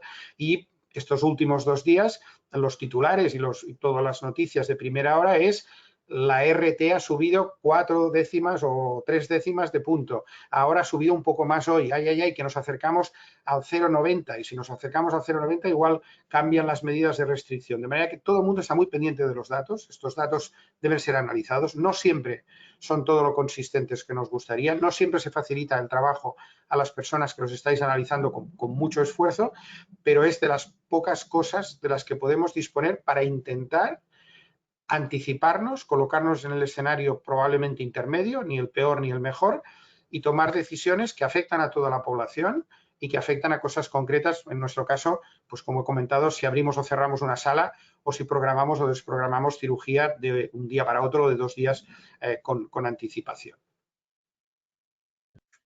Muchas gracias, Antoni. Yo creo que ha quedado claro la importancia para vosotros de conocer estos datos de incidencia, hospitalizaciones, velocidad de transmisión, etcétera, para tratar de prepararos. Y en este sentido, tras haber escuchado a las anteriores ponentes sobre lo que se ha avanzado en el ámbito de las aguas residuales, ¿cuál es tu opinión al respecto? ¿Crees que complementariamente a los datos de incidencia, etcétera, que ya se están utilizando actualmente, crees que estos datos pueden ayudar en la definición de medidas de protección para la población? Estoy absolutamente convencido que sí. Hay que acabar de pulir, que ya lo estáis haciendo, algunos aspectos para que cuando nos trasladéis este dato nosotros sepamos hasta qué punto este es un dato que nos permite predecir determinadas cosas con el determinado grado de fiabilidad y actuar en consecuencia. Decisiones que evidentemente pueden ser equivocadas y que hay que revertir, pero que es importante tenerlo. Y si me permitís, un par de situaciones muy concretas. No hay muchas alternativas. No disponemos de otros parámetros, de otro tipo de medidas, de otras cosas que nos digan: mira, es posible que esté aumentando la incidencia del coronavirus o esté bajando la incidencia del coronavirus en esta zona concreta, porque las aguas residuales nos dicen que esto va por aquí. Y esto además con anticipación, porque hacerlo 2 días antes da poco margen de maniobra. Si se confirman, ajustando todas estas cosas que estáis intentando ajustar, que ya va bien, que esto simplemente puede ser un buen termómetro, para nosotros sería muy importante. Hubiera sido muy importante si hubiéramos podido predecir determinadas cosas. Está siendo muy importante en aquellos puntos en los cuales se está utilizando. Será más importante cuanto más fino o más fiable o menos variabilidad pueda tener este dato y nos permita ayudar a la toma de decisiones. Por lo tanto, para nosotros, desde el punto de vista de salud pública y del sistema sanitario, todo lo que sea predecir, todo lo que sea anticiparse y todo lo que sea corregir forma parte del día a día. Por lo tanto, nos es especialmente importante, sabiendo que tomaremos decisiones todos en condiciones de incertidumbre. Pero insisto, la determinación de las concentraciones de virus en aguas residuales con todas estas condicionantes que vosotros estáis intentando modelar, intentando corregir, es de las pocas cosas, me atrevería a decir que casi la única, que tiene algunas de las condiciones que a nosotros nos interesan. Es relativamente fácil de hacer, puede dar datos de poblaciones con un detalle delimitado por la complejidad de las redes hidrográficas. Si los métodos de análisis son fiables, como se ha comentado muy bien, pues nos fiaremos de estos resultados y a partir de aquí probablemente pueden ser de utilidad en el futuro. Todos estamos esperando que tengamos vacunas, que sea un camino largo, que tendremos que empezar a vacunar, pero el horizonte del 2021 con menos casos de COVID y menos circulación de COVID es posible y dependerá obviamente del esfuerzo y de la solidaridad de todos por llegar a estos niveles de vacunación y que las vacunas, como parece, sean efectivas y sean seguras. Evidentemente todo esto aún está por confirmar, pero todo apunta en esta dirección y a pesar de ello nos interesa mantener lógicamente sistemas de vigilancia. A la que baje la incidencia de COVID en la población en general, todavía será más importante ir teniendo algún termómetro. Las aguas residuales para mí son un buen termómetro de esta situación que nos diga, mira, parece que esto va aumentando y entonces decidir qué vamos a hacer, si vamos a buscar activamente a la población, si vamos a hacer una acción puntual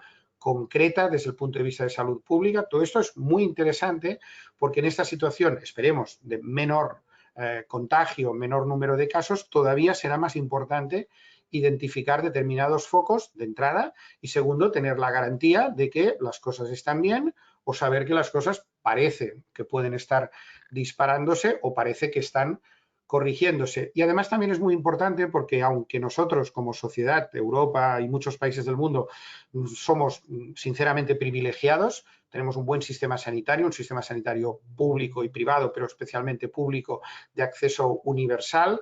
Vamos a beneficiarnos, espero, casi de los primeros ciudadanos del mundo en vacunarnos. Por lo tanto, es probable que lleguemos a un nivel de control en Europa, en España, en Cataluña, relativamente bueno antes que muchos otros países del mundo, sin duda.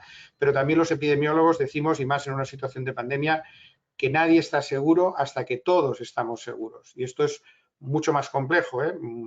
Miles de millones de habitantes en el planeta tienen que alcanzar niveles de protección suficientes para evitar que esto pueda recircular de una forma intensa. Seguiremos teniendo casos y seguiremos teniendo brotes, esperemos, controlados.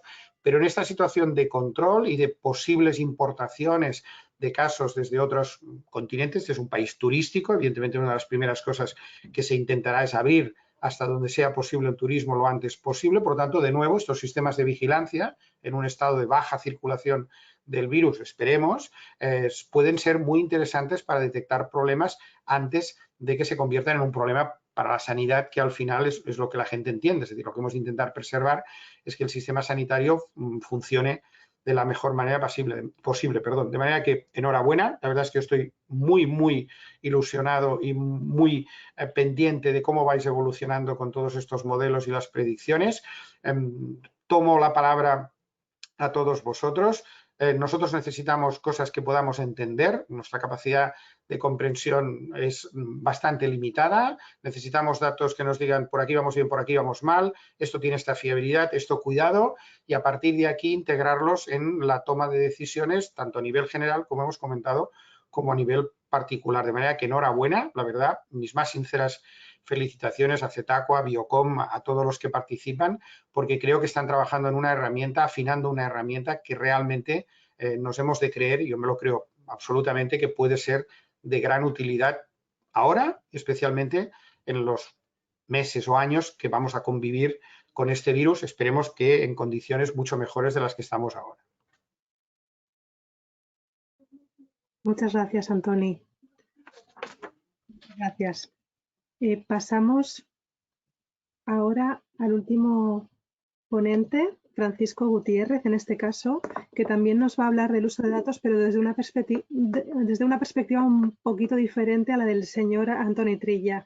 En este caso, él nos va a hablar, de hecho, de que ellos ya en su ámbito de influencia de trabajo ya han aplicado este seguimiento de las medidas del SARS-CoV-2 y nos va a hablar un poco de el uso y la utilidad que les han visto hasta el momento. Bueno, presento, Francisco Gutiérrez es ingeniero en electrónica industrial y automática y él es presidente del Consorcio de Gestión del Ciclo Integral del Agua del Poniente Almeriense. Es la entidad encargada de la gestión de 10 municipios de la zona y que tiene más de 250.000 habitantes. Como comentaba, ellos ya implantaron desde en mediados de agosto, si no recuerdo mal, el seguimiento de presencia de SARS-CoV-2 en aguas residuales, con lo cual él ya nos va a hablar un poco del uso que se ha hecho hasta el momento. En ese sentido, Francisco, la primera pregunta evidente creo que es que ¿qué beneficios se han obtenido en los municipios de emplear este tipo de herramientas? ¿Os ha ayudado a tomar medidas?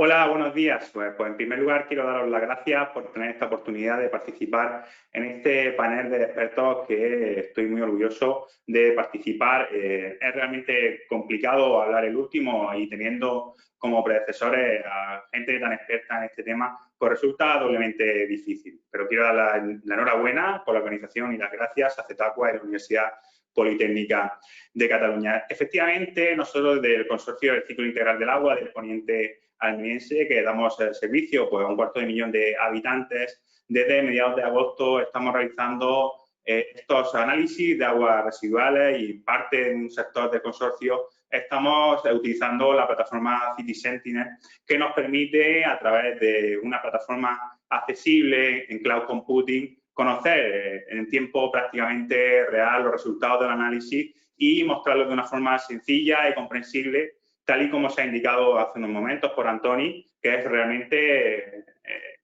importante en esta situación que los datos sean comprensibles para los diferentes usos que se necesitan, ¿no? Y en este caso, la toma de decisiones con este tipo de datos resulta realmente interesante. De hecho, lo ha hablado Marina, lo ha hablado Clara, con el uso de los datos en aguas residuales, de las trazas de coronavirus en aguas residuales, nos permite cierta anticipación en cuanto a la incidencia que está teniendo el coronavirus en nuestras poblaciones. Hemos de dejar patente que el Consorcio del Ciclo Integral del Agua está dando servicios a perfiles sociodemográficos diferentes, ¿no? En este caso tenemos un municipio de 400 habitantes y vamos de 400 habitantes al municipio más grande del consorcio, que es Roqueta de Mar, que supera los 100.000 habitantes. Una casuística que es realmente interesante desde el punto de vista del tratamiento de los datos. Tenemos en verano un alto impacto en la población flotante, puesto que viene mucha gente de segunda residencia y también como núcleo turístico que es, pues también tenemos este tipo de entradas de personas. Y luego también por otro de los pilares económicos de la ciudad, que es la agricultura, ¿no? La agricultura bajo plástico, que presenta una alta estacionalidad. Pues son dos tipos de poblaciones que realmente son flotantes y que nos permite el estudio del impacto del coronavirus en ellos, porque bien lo han apuntado Marina y Clara. El dataset del coronavirus, de las trazas de coronavirus en las aguas residuales, no entiende de burocracia, no entiende dónde está empadronado una persona y sí entiende de dónde va a trabajar, la movilidad que tiene. Y, por tanto, esa información, especialmente en ciertos perfiles sociodemográficos, en este caso de las personas que se dedican al cultivo bajo plástico, es realmente interesante porque por sus especiales características, pues quizá no sea más complicado hacer rastreo y nos ha sido bastante útil esta información. De hecho, en el caso de Roqueta de Mar, cuando iniciamos este proceso de análisis, hemos sacado conclusiones interesantes y que yo creo que se pueden poner de manifiesto y se pueden hacer un análisis superior que hablaremos después. Pero a lo que me refiero es que precisamente cuando iniciamos este tipo de análisis pensábamos que nos estamos equivocando, que había algún error de registro, porque veíamos que los datos que estamos teniendo en cuanto a esta concentración de trazas de coronavirus en las aguas residuales de la ciudad no correspondían con los datos que teníamos en cuanto al impacto de la incidencia de la enfermedad con los datos oficiales que se están dando desde el aspecto sanitario.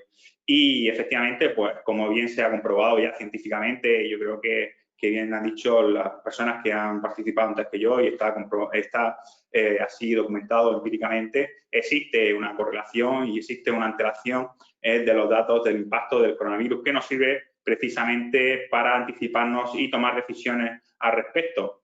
Con la poca autonomía que tienen las entidades locales, nosotros estamos facilitando esta información a todos los alcaldes del consorcio y a las autoridades sanitarias. Y en este caso en concreto, como me refería, cuando en verano pues empezamos a analizar este tipo de análisis, empezamos a realizar este tipo de análisis de coronavirus en las aguas residuales, pensábamos que teníamos un diagnóstico erróneo, que había algún tipo de error. Y al poco tiempo empezaron pues a subir el número de personas, el número de incidencias en el coronavirus, en este caso en Roquetas de Mar. Y un primer análisis o una primera conclusión que se sacó es que pues, se habían abierto en cierta manera las restricciones de movilidad, ya pues teníamos personas de segunda residencia, teníamos personas que venían de turismo, que usaban pues, a pesar de que ha sido un año duro para el sector turístico, pues sí que ha habido cierta actividad y en principio pues se podría pensar que efectivamente este incremento en el número de casos en la ciudad de Roquetas, que incluso fue una anomalía estadística, entre comillas, dentro de la comunidad andaluza, obedecía a esta apertura de la movilidad y a este tipo de efectos demográficos. Nosotros hemos ido más allá en Roquetas de Mar y, como decía, estamos viendo también el impacto que está teniendo ya en pequeñas poblaciones de 400 habitantes y Roquetas, que es una ciudad. Hemos ido más allá, no estamos simplemente analizando en lo que es la edad, sino en lo que es la infraestructura, ¿no? de saneamiento, sectorizando y también realizando este tipo de documentación, teniendo este tipo de análisis de resultados a nivel de sectores que hemos modelado atendiendo a cuestiones sociodemográficas también. Y entonces hemos comprobado que efectivamente durante estos meses, comprobamos que efectivamente durante esta semana, durante el verano, al poco de comenzar, los análisis que estamos teniendo, los resultados que estamos teniendo, no obedecían a la concentración, la elevación de la concentración no respondía a los lugares turísticos, sino al interior de la ciudad donde residen mucha parte de las personas que se dedican a la recogida, que hacen la campaña hortofrutícola, que precisamente estaba comenzando en ese momento. Y aquí se pueden realizar pues, diversos análisis en ese aspecto, ¿no? Y realmente pues, supone que con estos datos sobre la mesa que teníamos, pues realmente nos permitió, ¿no? que se hicieran cribados en esta zona en concreto y atender las especiales características sociodemográficas que tiene este tipo de población. Pues todos nos lo imaginamos, que ciertamente pues, tiene un menor arraigo, que es más difícil controlar el aspecto burocrático, ¿no? de dónde están empadronados. Muchas veces no dan toda la información pues, porque tienen temor, pues, quizás porque su situación no es regular o porque su contrato de trabajo no es regular. Y también, pues eso, como apuntaba Clara y Marina, pues no entiende estas trazas de coronavirus de burocracia, ni dónde están empadronados un señor, ni cuál es su situación, sino que están ahí y esta es la calidad y la importancia del dataset que nos permite, y nosotros así se lo hacemos saber a todos los alcaldes y a todas las autoridades sanitarias, conocer tendencias. Para nosotros es importantísimo conocer la tendencia, hacia dónde vamos y si estamos las medidas que se están tomando se están dando resultados con antelación a los resultados que nos ofrecen pues, las autoridades sanitarias.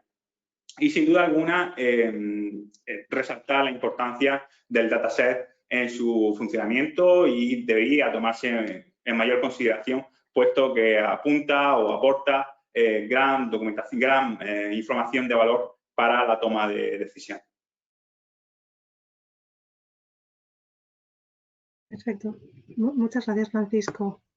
Una última pregunta. Te voy a pedir, por favor, si puedes ir al grano, porque veo que nos hemos alargado en tiempo, pero sí que te quería preguntar cuál es, a tu parecer, la mejor manera de poner a disposición los datos para que generen el mayor valor en la toma de decisiones. Bien, pues como decía, y la hipótesis que nos estamos estableciendo de este repunte, voy a poner un ejemplo práctico que tuvimos en Roquetas de Mar en el verano, que corresponde a un perfil sociodemográfico en concreto, pues quizá se ha leído después, ¿no? Y aquí hay compañeros de panel que pertenecen a la ciencia de la salud, que tienen un conocimiento más profundo que yo en este aspecto. Se ha leído que efectivamente, pues al parecer hay una nueva cepa que apareció precisamente en Aragón y Cataluña, que correspondía a los temporeros de la fruta, que precisamente son aquellos que cuando termina la temporada de la fruta viajan de nuevo a Roquetas de Mar y empiezan a trabajar en el cultivo bajo plástico. Trabajan de nuevo en la provincia de Almería. Pues parece que hay una relación causa-efecto, ¿no? Pero quizá hay que combinar esos datos. Y yo echo en falta una estrategia global, ¿no? De análisis de datos. Se ha hecho de forma, pues digamos, adecuada, ¿no? Una estandarización de los datos en cuanto al número de personas que están afectadas, ¿no? Por el coronavirus, el número de camas UCI disponibles, ¿cierto? Hay cierta estandarización y hay cierto protocolo, pero yo echo de menos una estrategia global al respecto y entiendo que todos hemos puesto de manifiesto que estos datasets combinados son una fuente de información que no se está utilizando. Y teniendo esta información combinada, teniendo esta información estandarizada, poniéndola a disposición también, y no solo hay que coger y hablar en términos de que ponernos a disposición pues, de la autoridad sanitaria y también de los municipios, de las comunidades autónomas, de todos aquellos que tomen decisiones, sino que yo iría más allá y haría una política de Open Data interesante, porque estoy seguro que más allá de las actividades científicas que se están realizando, hay tecnología suficiente en el campo de la inteligencia artificial, perdón. En el campo de inteligencia artificial, seguro que estas series temporales se le pueden aplicar algoritmos, ¿no? De redes neuronales y demás que nos permitan, ¿no? Extraer datos de valor, incluso hacer proyecciones. Entonces, yo creo que teniendo ese dataset combinado, haciendo una estrategia global, que no hagamos, como se dice comúnmente, la guerra cada uno por nuestra parte, creo que sería una política aceptada y que nos llevaría a tener mejores conclusiones que las que estamos teniendo, incluso a modelar actuaciones y restricciones en la movilidad o en el ámbito que sea necesario que fuesen más adecuadas y también a verificar su desempeño. Es importantísimo y todos lo conocemos que la importancia de verificar el desempeño de las medidas que se toman, los famosos KPI. Esto hay que tomarlo así, con un cuadro mando integral, que es lo que estamos nosotros utilizando. Y efectivamente yo echo de menos que haya, sé que se están dando pasos, ¿no? En ese sentido y que hay intencionalidad de hacerlo, pero ya teníamos que tenerlo en marcha funcionando y con políticas de Open Data que permitiese también la reutilización por otro tipo de sectores, que al final pues, se le aplicara, ¿no? La inteligencia colectiva a este tipo de dataset y nos permitirá conocer, tener información de mayor valor. Muchas gracias, Francisco. Bueno, os pediría a todos, por favor, que os pusierais la cámara un momento, si nos importa. Lo primero, agradeceros. Bueno, veis que, y esto asumo el mea culpa, porque de hecho nos hemos pasado de tiempo. Yo no os he querido cortar porque me parecía súper interesante lo que estabais contando. Creo que las casi 200 personas que hemos tenido conectadas en todo momento han opinado lo mismo, con lo cual no he querido cortaros. Sí que os quería hacer una pregunta. ¿Tenéis ahora 10 minutitos más? ¿5 o 10 minutitos? ¿O no? Lo digo 10 máximo, sí. Bueno, iremos al grano. Simplemente sí que quería, bueno, agradeceros por supuesto vuestra participación, comentaros que hemos recibido varias preguntas por el chat, que algunas ya aviso a los participantes que, bueno, que se han ido respondiendo, creo que se han ido respondiendo a medida que iban hablando los ponentes, con lo cual no las voy a hacer, algunas tampoco porque creo que nos llevaría excesivo tiempo, pero sí que las compartiremos, pues en concreto Rosa, con tuya hay alguna que compartiremos para que se puedan responder, si no offline, pero sí que hay alguna que quería compartir ahora a quien consideréis, en concreto ligadas a las dos, son de personas diferentes, pero creo que están un poco ligadas a la granularidad de toma de muestras. Hay una pregunta que dice, ¿cuál ha sido la granularidad de la toma de muestras hasta ahora? Y se podría hacer a nivel de detalle, digamos, en tomas de muestras en desagües de edificios concretos, en grandes acumulaciones, como podrían ser escuelas, universidades o grandes centros de trabajo, quizás un poco en la línea que comentaba antes Clara de si trabajas en un sitio pero vives en otro, etcétera. Y otra que dice si precisamente ligado a eso se podrían saber cuáles son los parámetros que podrían ser más informativos a la hora de evaluar los datos de aguas residuales procedentes, por ejemplo, de lugares como residencias sociosanitarias y de ancianos, ¿vale? Sí, se podría llegar a este nivel de detalle. Si queréis, tomo la iniciativa. Básicamente a nivel de granularidad, pues recogemos desde lo que es el Gran Centinela. El Gran Centinela es la depuradora. es lo que recoge más cantidad de población y en definitiva, pues bueno, cada edad, digamos, cada depuradora lo que recoge es toda la cuenca de saneamiento a la que está conectada, pero también digamos que vamos hacia aguas arriba al alcantarillado ya para recoger diferentes sectores de población determinado. ¿Hasta dónde se puede llegar? Hasta donde tú quieras, hasta medirte a ti mismo. Es decir, simplemente que hay que valorar pues, en cada caso cuál es el coste y cuál es la aplicación o qué es lo que estamos tratando de ver. Ambas preguntas tienen el hilo común de los puntos singulares, es decir, cuáles son aquellas zonas que pueden ser, por ejemplo, si estamos hablando de residencias de mayores, si estamos hablando de escuelas cuando arrancó el periodo escolar y no sabíamos qué era lo que iba a pasar con este tipo de colectivos, digamos. ¿Puedes medir ahí? Sí, sí puedes medir ahí.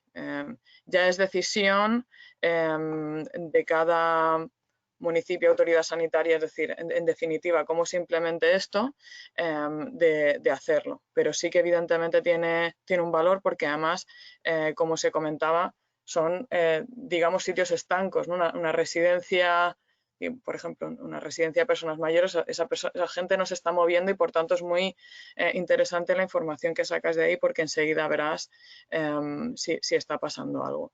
Ahí ya es, yo creo, que lo interesante es que tengamos, más allá de lo que ya hemos hecho de ir a sectores poblacionales y en algunos casos sí medir en edificios, que haya esta sensación por parte de la población, de las autoridades sanitarias, de los diferentes niveles de la administración, que esta información es útil y que entonces lo puedo utilizar también en estos sitios y que se hagan las iniciativas, porque realmente hacerse se puede hacer. Al final, lo que hay que pensar es que no hay que pensar en masa, hay que pensar en que lo que nos sale, la concentración, es una variable específica, es decir, es masa por volumen. Por tanto, yo puedo tener igual una concentración en una residencia de ancianos que lo puedo tener en Holanda y coger, imagínate que tuviéramos una edad que cubriera toda Holanda, pues entonces yo lo vería también de la misma manera, porque al final es masa partido por volumen. Por tanto, sí, perfectamente factible. Gracias, Marina. No sé si queréis añadir algo más y creo que Clara quería hacer una puntualización de algún tema. Sí, muy importante y disculpas a Francisco Gutiérrez porque ha hablado como proyección de futuro salir de Cataluña, que es donde teníamos los datos de incidencia al nivel que necesitábamos. De hecho, ya hemos salido de Cataluña porque hemos estado trabajando con los datos de Almería, donde se nos ha proporcionado esa información que necesitábamos. Por lo tanto, queremos ir más allá, pero ya hemos salido. Disculpas que no lo he mencionado antes. Grave error por mi parte. Vale. Yo, si os parece, como os comentaba, he echado un vistazo rápido a las otras preguntas, son muy concretas, creo que son preguntas que nos llevarían tranquilamente otra media hora o otra hora a responder, seguramente, porque muchas son muy concretas, de datos, como comentaba, para Rosa, etcétera. Yo, si os parece, os las compartiré, las podemos responder offline y enviárselas a las personas, que os agradezco muchísimo. Y si os parece bien, excepto que tengáis alguna otra cosa vosotros, si queréis, dejamos paso a Carlos Montero para que haga las conclusiones y cierre, ¿os parece? Muchísimas gracias de nuevo a todos. Interesantísimo. Gracias, Me dejo un comentario, sí que nos ha llegado un comentario, que este lo comparto porque lo ha enviado una persona, pero seguro que es para todos, que ha puesto, ha sido estupendo, un 10. Así que eso sí que os lo traslado ahora a persona, ¿vale? Pues Carlos, gracias, a vosotros y vosotras. Muchas gracias a todos. Carlos, director general de Zetaqua, te dejo paso para...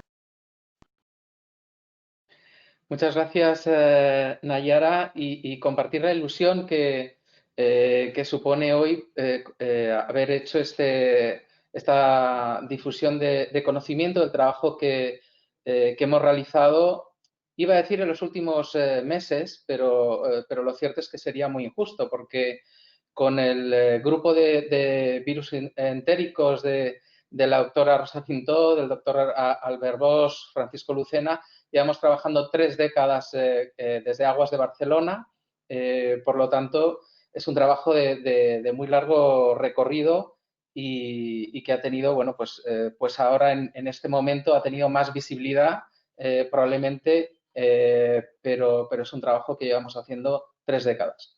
También agradecer al doctor Trilla, que como siempre ha sido muy discreto y muy humilde al decir que él colaboró de alguna manera al inicio de este trabajo conjunto de datos entre Biocom SC y Zetaqua. Aclarar, él fue el promotor, él fue quien nos conectó, porque nosotros trabajamos con el doctor para temas de seguridad y salud. Le empezamos a explicar nuestros resultados y fue él quien nos dijo: estoy en contacto con un grupo de investigación de la UPC que está haciendo cosas muy interesantes y que si las hacéis conjuntamente puede salir cosas muy potentes. O sea que gracias, doctor Trilla, por esta conexión y por animarnos siempre a esta colaboración.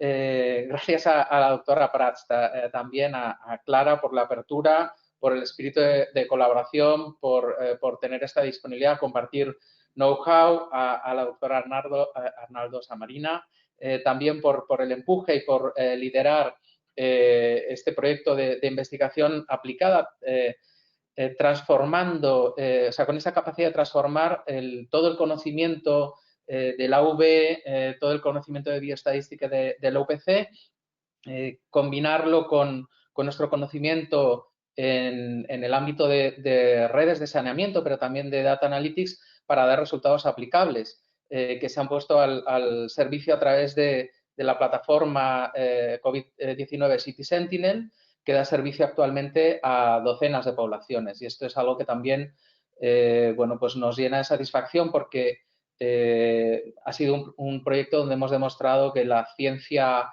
básica sirve, que la ciencia aplicada puede llegar rápidamente a la población y a ser útil a la administración sanitaria y a la administración también pública y los gestores municipales, como es el caso del poniente almeriense que hemos visto hoy. Agradecer también a Francisco Gutiérrez la confianza que ha puesto en nosotros, la visión y el feedback que nos transmite, que nos permite ir mejorando en usabilidad y en hacer más fácilmente interpretable los resultados que, como habéis visto, tienen un cierto grado de complejidad. Las claves del éxito de esta iniciativa y de esta colaboración a múltiples bandas, yo creo que es precisamente esta fusión entre el conocimiento de la UPC, de centros tecnológicos, de empresas y de usuarios, estas alianzas que son de largo plazo y que estoy seguro que van a perdurar mucho en el tiempo, esperemos que en nuevos proyectos y diferentes, eso sí, y que nos aporta esta nueva mirada sobre los datos, ¿no? Este mix de ciencia básica y de conocimiento de datos y ese paso último de aplicarlo y de hacerlo útil. No quiero cerrar este webinar sin agradecer de verdad, de corazón, la dedicación y la generosidad de todos. Me consta que todos habéis estado dedicando tiempo restando tiempo a vuestras familias, restando tiempo privado. En el verano recuerdo reuniones de Teams en julio y en agosto. Y con este espíritu de todos vosotros de aportar todo lo posible para disponer de herramientas para la ayuda en la gestión de la pandemia, que ha sido nuestro objetivo desde el primer minuto. Muchísimas gracias también a todos los asistentes, a las preguntas que procuraremos responder offline. Gracias por vuestra participación y hasta un próximo evento.